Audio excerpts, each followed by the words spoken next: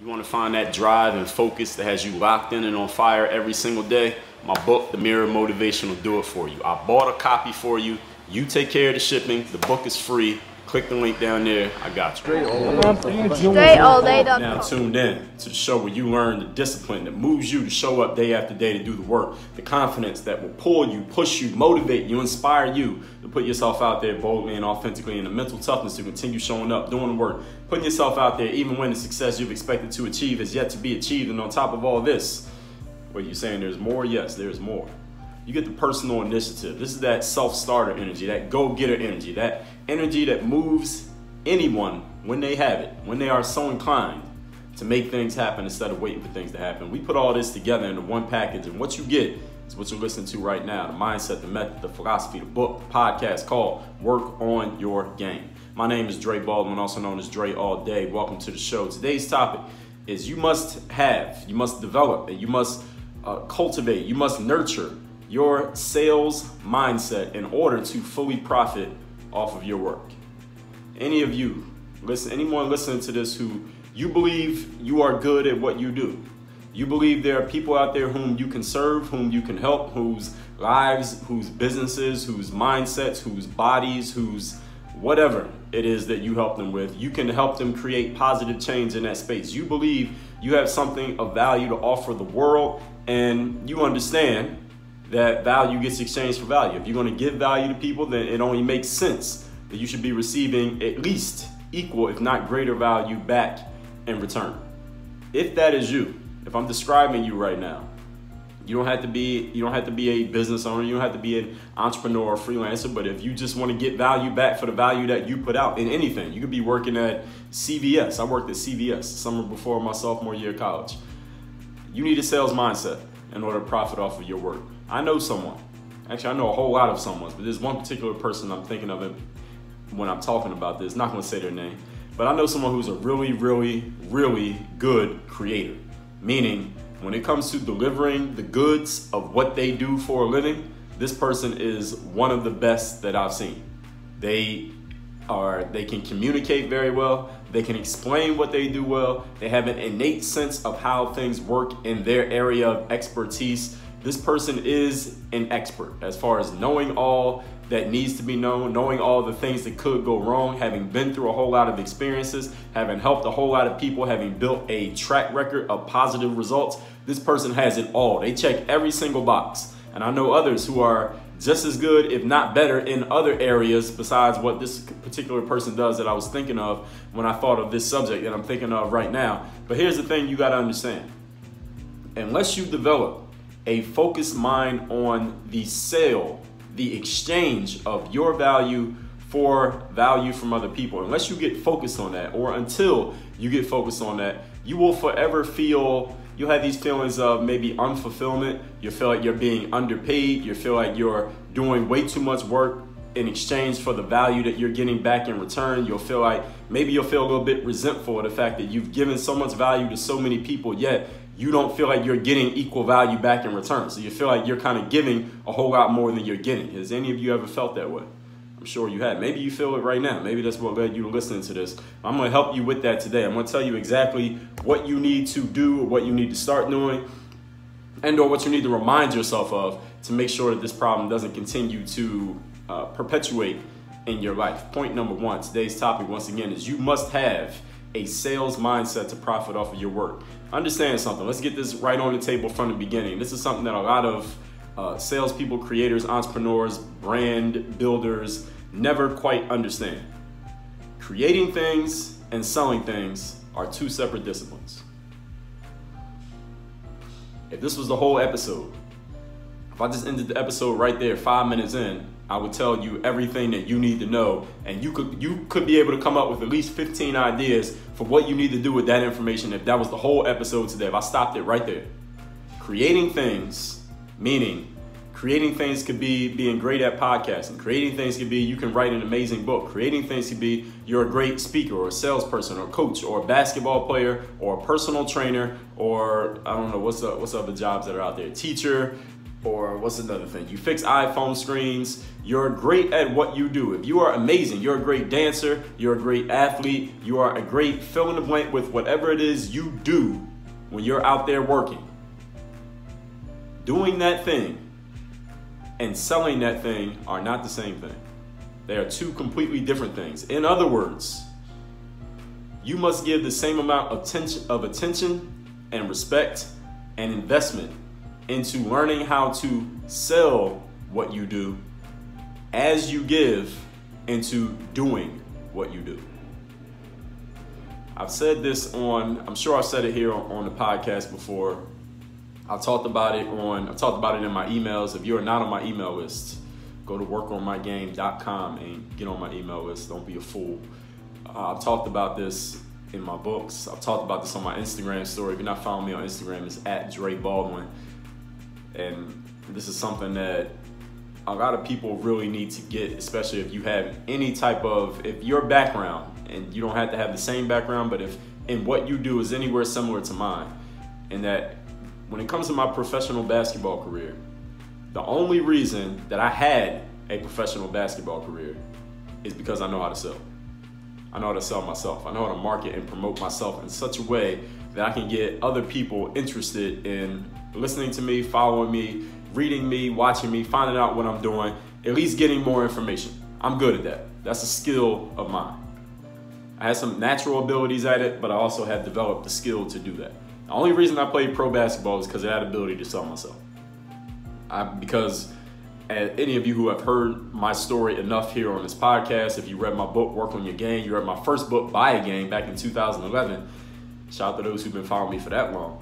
I've talked about this, that when I got out of college, I didn't have any agents. You heard agent Kevin Tarker here on this podcast a couple weeks ago. I didn't have anybody like Kevin coming to my school scouting players.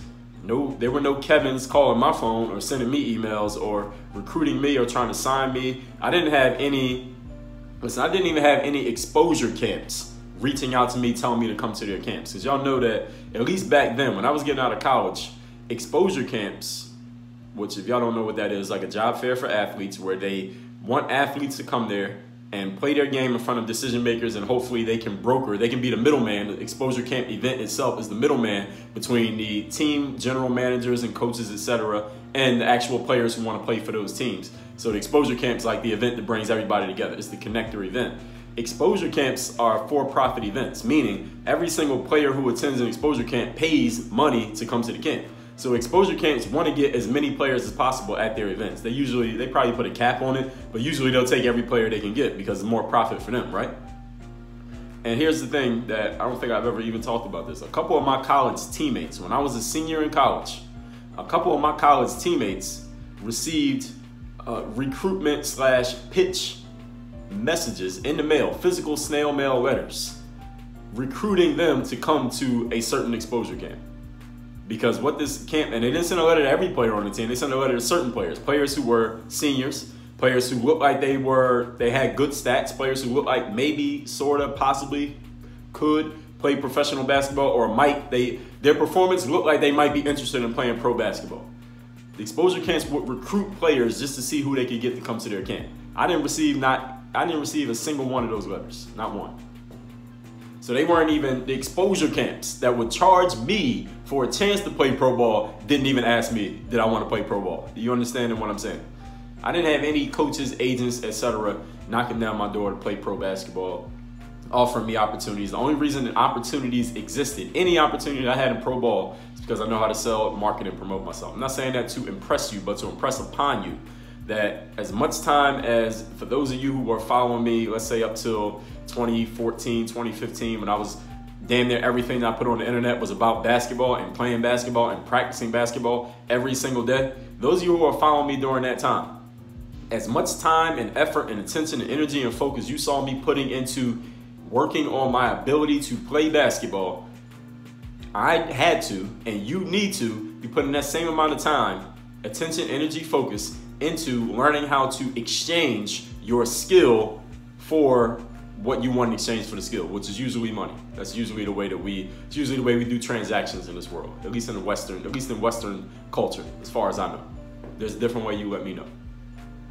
Creating things and selling things are two separate disciplines. They must be given equal respect. There's an art and science to each. I want you to understand that as well.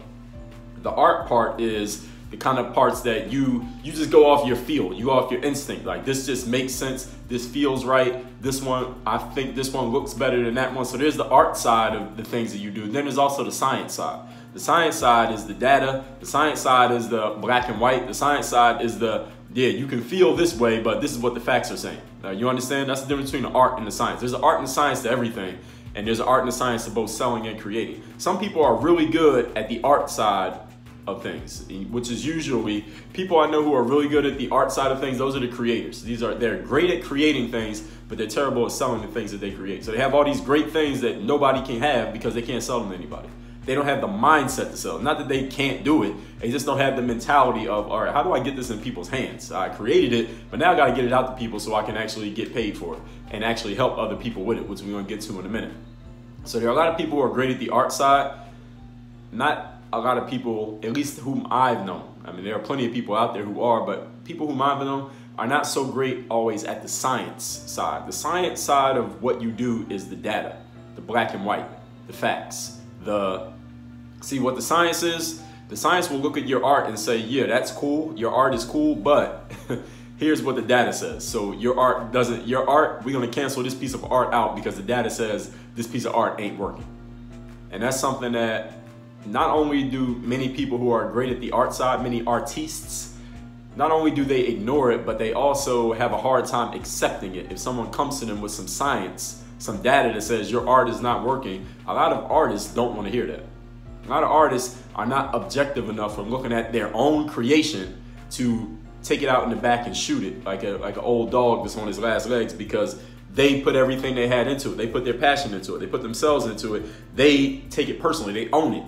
Therefore, if you tell them that the science says your art is not quite working, some artists don't want to hear that. And that right there is a severe weakness of many artists, because they're not willing to look at what's real when it comes to actually getting the exchange for what they create. And this is where we get people who have this disease. Any of you ever heard of the phrase the starving artist? Or this is where the starving artists come from. And you do not have to starve just because you're an artist. And just because you're starving doesn't mean you're an artist. There's a book called Real Artists Don't Starve. I reviewed that book at dreallday.com/read. I also put that review in the game group. And in the game group, coming soon, there will be video reviews of every single book that I have read. Every single book that's on that list, and there's a lot of books on that list. It's gonna be a lot of work, but I'm gonna do it. It's all gonna go into the game group. You can find out more about the game group at dreallday.com/game group. 2 words, game group, but it's all one word because of the URL. You get it. Anyway, the starving artist is the artist who is great at the art but terrible at the science. Don't let this be you. If it has been you, stop letting it be you. Some people are great at the art, some are great at the science. I've rarely met anyone who's a natural at both. I know some people who have a little bit of ability at both. I would say I have a little bit of ability at both.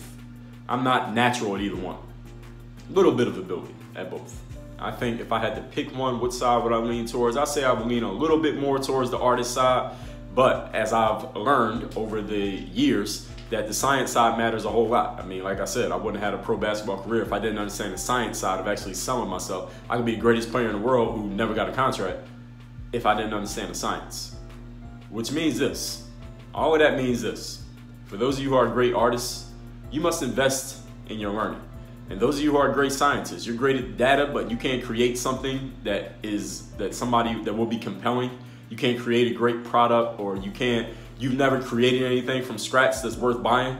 Maybe you don't need to learn the art, because maybe you don't have to. I mean, you can just find somebody. All you got to do if you're great at the science is go find someone who's great at the art and terrible at the science and partner up with them. Look, I'll help you sell your stuff. I get a cut, you get a cut, everybody eats. So I'm not even going to tell you to invest in learning the art, because I think art is more of I will say this. I think art is more of something that people have. You either have it or you don't. And I think the science side is more of something that can be learned. But I could change my opinion on that. But that's how I feel right now, just speaking on it off the top. So when it comes to the science of selling what you do, you must invest in your learning. That's the point that I'm making here. Even if you are natural at the art of selling, or you think you are, it will help you to understand the science of selling, even though you feel you're natural at it, because it will sharpen your skills and it will make your talent more effective. This is where as I said with myself, I never took a course on selling yourself or marketing yourself or personal branding before I sold myself to get into professional basketball. So that's where I had some natural abilities. But once I started to invest and learn more in the science of selling, I learned that even though I knew some things and I was good at some things naturally without thinking about it, I had some talents. Once I learned the science, I was able to enhance that talent and actually make it work more systematically, something that could be more predictable. And I think all of us, especially you freelancers, entrepreneurs, you want something predictable in your life when your business may not always be such. And when you're first starting, it often probably won't be. So even if you're a natural at the art, it will help to learn the science. Sharpen your skills, make your talent more effective. Just as a talented basketball player is still going to have a coach or a trainer, you still got to go through practice like everybody else on the team. This is your talent. That doesn't mean you don't have to do any work. So as you learn more about the science of things, you'll learn that there are a whole lot of things that you don't know no matter how natural you are. And there's a whole lot that you probably don't know if you never invested in learning the science. Point number 2. Today's topic is you need a sales mindset in order to profit off of your work. People value what they buy more than they value what they get for free. Again, people value what they buy more than they value what they get for free, even if it's the exact same thing. So it means this: you as the creator, you as the artiste, you as the person who is creating value for other people and helping other people, if you really want to help people, you want to make sure that the people that you're serving get the maximum value out of what you're doing, this is what you need to do. You need to make sure they pay for it. Because when people do not pay, they don't pay attention. When people do not invest fully, they are not invested fully. For example, I'll give you a prime example that everyone who's listening to this will understand. This podcast right here. I talked about this in a previous episode where I was talking about investment. If I started charging for this podcast, I would say a good percentage of people who listen to it would stop listening because they just wouldn't be willing to invest. And investment is not about the dollar amount, it's about a mindset. I could charge you $1, I'd charge you a penny. It's just the act of pulling out your credit card and paying it that would take a whole lot of people away. But here's the thing. If I started charging $1 a year to listen to the Work on Your Game podcast, or $1,000 a month to listen to the Work on Your Game podcast, the people who did stay and did pay, I guarantee you would pay a whole lot more attention to everything that I said than how much you're paying attention right now when you're getting it at no cost or low cost. Why? Because people pay attention when they pay. That's just what it is. It is just a human thing. When we invest, we're invested. You want people, so you as the creator, as the salesperson, as the helper, the servant, whatever you want to call yourself, if you want your audience to get maximum value out of whatever it is you're giving them, you must make them invest in it. That's the only way they're going to get max value. People do not get max value out of things that they didn't invest in because they don't pay close enough attention when they don't pay. Because it's free. They can just throw it away. It doesn't matter. I didn't pay anything for it. Who cares if I waste this episode? Who cares if I waste this book? Who cares if I waste this YouTube video? Who cares if I waste the knowledge this guy just dropped on the stage? I didn't pay for a ticket to be in here. Who cares? It doesn't matter. You're not paying as much attention simply because you're not invested. When you're invested, you pay a little bit closer attention. Now, here's one reason why. As human beings, the majority of us, especially in Western culture, we have an emotional attachment to money. Meaning, when we spend money on something, we pay a whole lot more attention to that thing that we spent money on. It could be a piece of garbage that we spent money on, but just because we spent money on it, we pay a whole lot closer attention to it than if we got it for free. Exact same thing, exact same product, service, idea, video, speech, coaching call, whatever it could be. When we are invested, we're watching, we're listening, we're focused, we're taking notes, we're reviewing everything. We're actually acting on the actionable steps that have been given to us by whomever we were working with when we pay. When we don't pay, that was just disposable. That was okay. There'll be another one tomorrow. Be another one next time. I didn't pay for it. Doesn't matter. This is the way human beings think. I'm not saying necessarily you, probably you, but not necessarily you. But this is the way people think. So you as the creator, you got to make people pay. Yes, it's going to help you because it's going to put money in your pocket, but it also helps them. When people pay money, they pay attention. If you are dealing with customers, clients, prospects who are not willing to pay money, they're also not willing to pay attention.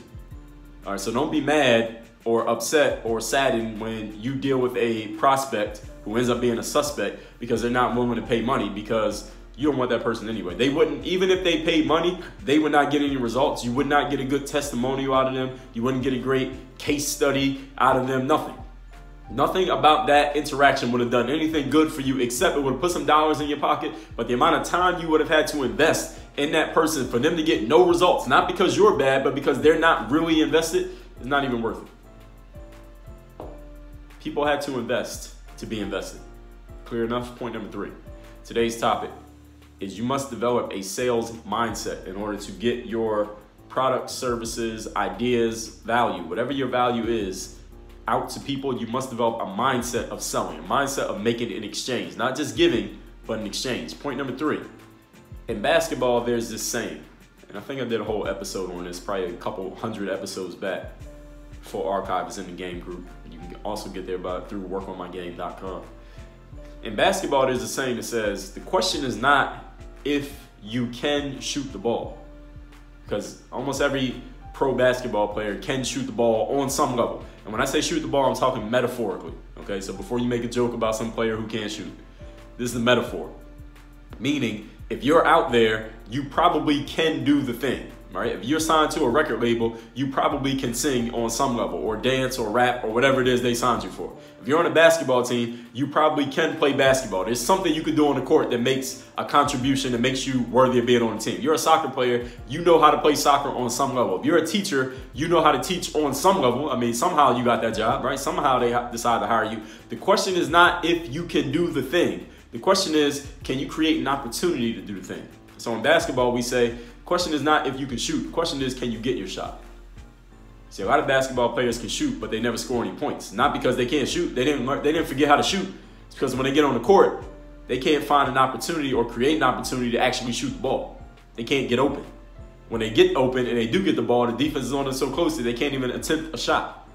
So the question is not, can you shoot? Because in an empty gym, I mean, y'all have Instagram and YouTube and Facebook or whatever. How many times you see a basketball player, maybe a known player, maybe some guy you never even heard of, but they're in this empty gym on an empty court. They're playing against folding chairs and traffic cones and bean bags, and they're just doing all these shots and dunks and moves, and you're like, damn, that was really impressive what that person is doing. But then, you see any game footage of that same person?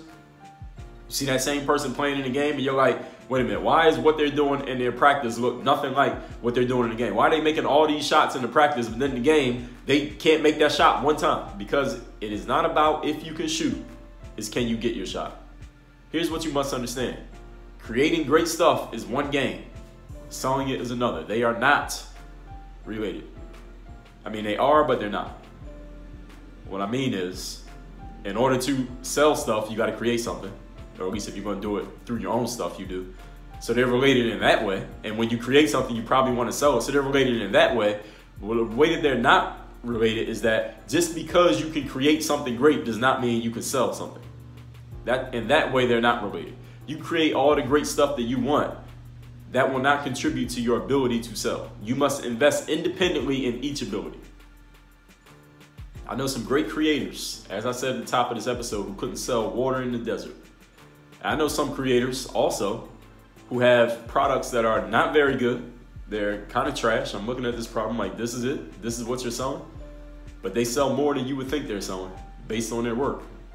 Based on the value, the quality of what they're creating, they're selling a whole lot more than you would think those products or services would sell.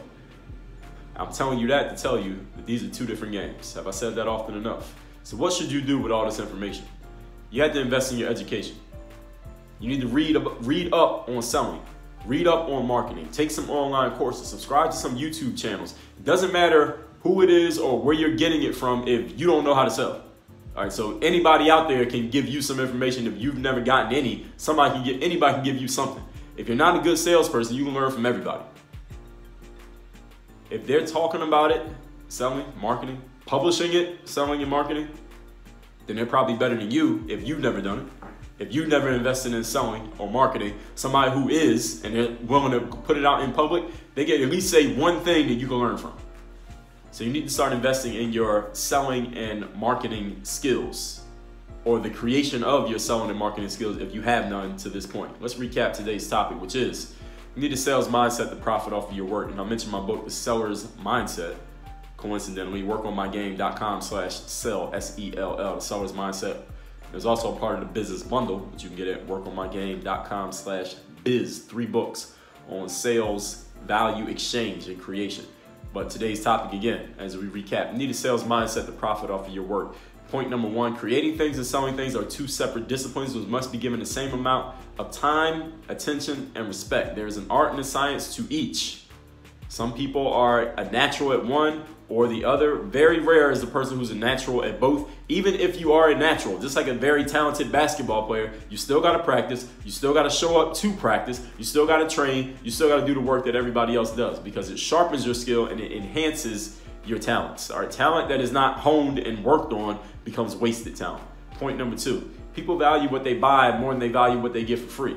What does that have to do with today's topic? If you want your audience to get maximum value out of what you do, you must make them pay for it.